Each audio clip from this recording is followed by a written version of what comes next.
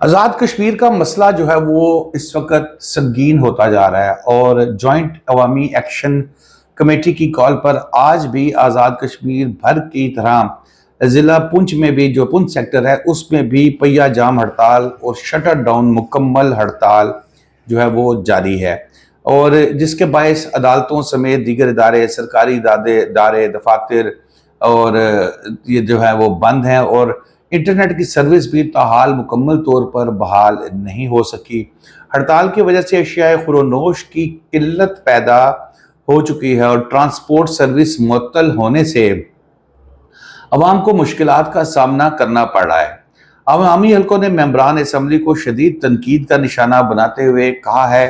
کہ عوام سے ووٹ لینے والوں نے عوام کے مسائل کے دلدل میں جھونک دیا ہے، اور اس پہ میں اپنی آپ کو ڈیٹیل ڈسکس کروں گا آپ سے، اور خود غائب ہیں، جبکہ چیئرمین انویسٹمنٹ بورڈ سردار امجد جلیل خان نے موجودہ کشیدہ صورتحال سے دل برداشتہ ہو کر اپنے عہدے سے استعفیٰ دے دیا۔ دوسری جانب رات گئے چیف سیکرٹری آزاد کشمیر سے کمیٹی کی مذاکرات۔ اچھا جی، یہ تو تھی خبر۔ اب بیسیکلی ہوا کچھ اس طرح ہے کہ آزاد کشمیر کے عوام وہ اس پہ بضد ہیں، ان کی یہ ہے، اور کسی حد تک ان کے مطالبات درست بھی ہیں۔ وہ یہ کہتے ہیں کہ ہمیں بجلی میں سبسڈی دی جائے، جس طرح گلگت بلتستان کے لوگوں کو ٹیکس فری بجلی دی جا رہی ہے، اس طرح ان کا یہ کہنا ہے کہ منگلا میں اور نیلم جیلم کا پانی جو ہے جس میں ہائیڈرو پاور پروجیکٹ جو ہے وہاں سے بجلی لے رہے ہیں، 1 سال سے ڈیمانڈ کر رہے تھے۔ یہ کشمیر کے لوگ بڑے خاموشی سے، بڑے پیار محبت سے احتجاج، معصوم احتجاج کر رہے تھے کہ کسی طریقے سے ان کے مطالبات جو ہے وہ منظور کیے جائیں، مہنگائی، بجلی، سبسڈی بجلی میں آپ سمجھ لیں اس کو کہہ رہے ہیں، لیکن ان کی سنوائی نہیں ہو رہی تھی، لیکن احتجاج خاموشی سے جاری رہا۔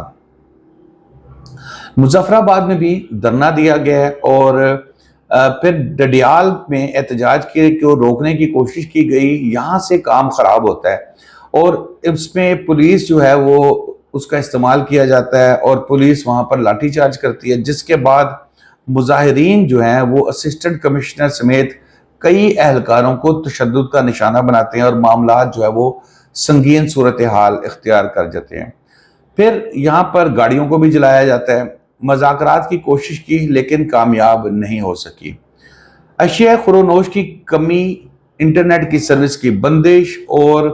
لوگوں کی مشکلات میں اضافہ ہے۔ جیسے میں نے پہلے بھی بتایا کہ وہاں سے سفر نہیں کیا جا رہا تھا، کہ جو جہاں پر آ کے بیٹھا ہے کسی عزیز کی طرف بھی تو وہیں پھنس کے بیٹھ گیا، کیونکہ بسیں نہیں چل رہی، پیٹرول سارا کچھ بھی نہیں مل رہا وہاں پر۔ اور اس میں کال کی پیچھے محرک بیسیکلی تاجروں کی جوائنٹ ایکشن کمیٹی ہے، جو بظاہر غیر سیاسی ہے،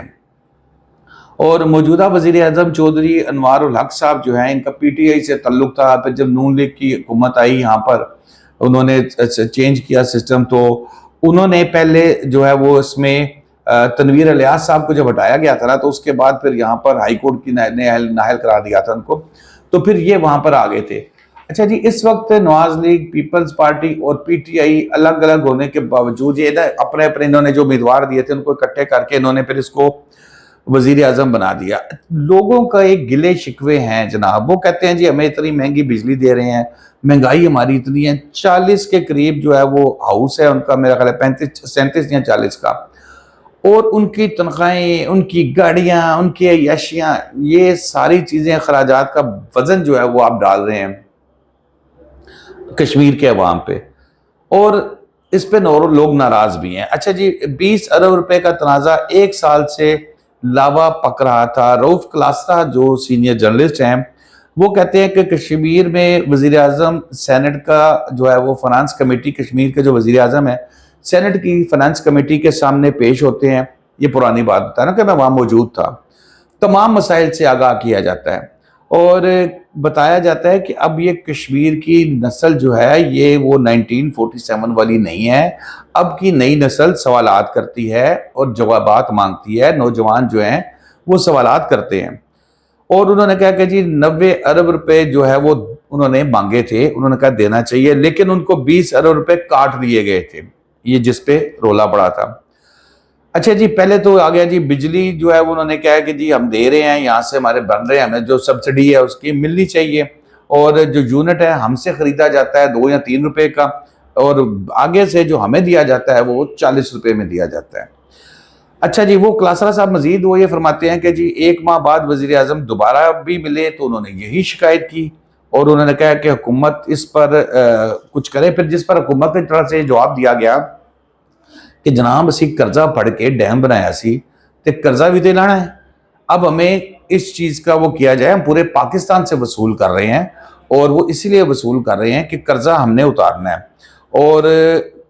इसमें कश्मीर से उन्होंने कहा जी ऑफिस, और फिर उन्होंने ये भी गिला किया, उन्होंने कहा जी यहाँ से अफसरान जाते हैं